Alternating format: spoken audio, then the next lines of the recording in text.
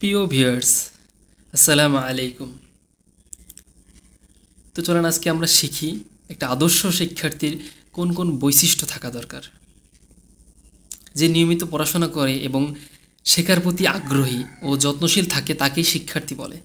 একজন প্রকৃত শিক্ষার্থীর কিছু বৈশিষ্ট্য থাকা আবশ্যক। তো চলেন আমরা এটা আলোচনা করি। 1 নাম্বার, শিক্ষকগণের আদেশ নির্দেশ মেনে চলা।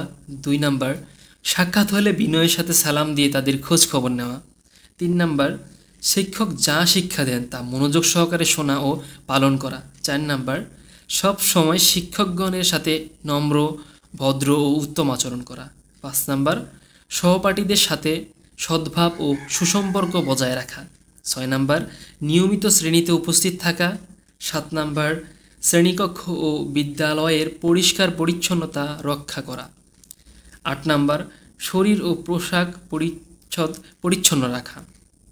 9 নাম্বার, অনুমতি নিয়ে শ্রেণীকক্ষে বাইরে যাওয়া।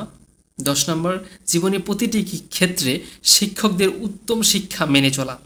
11 নম্বর, শিক্ষকগণ অপছন্দ করে এমন কাজ না করা। 12 নম্বর, কোনো অবস্থাতেই কারো সাথে অভদ্র আচরণ না করা। 13 নম্বর, সর্বাবস্থায় শিক্ষকের কল্যাণ কামনা করা ও মৃত্যুর পর তাদের জন্য দোয়া করা। 14 নম্বর, সুশৃঙ্খল জীবনযাপনে অভ্যস্ত হওয়া।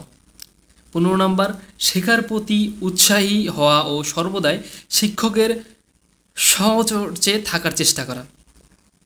16 নম্বর, সব কিছু বুঝে শুনে পড়া, না বুঝে পড়ার অভ্যাস ত্যাগ করা। 17 নম্বর, শিক্ষক শ্রেণীকক্ষে যা পাঠদান করবেন তা লিখে নেওয়া। 18 নম্বর, জ্ঞান লাভের ক্ষেত্রে লজ্জাশীলতা পরিহার করা।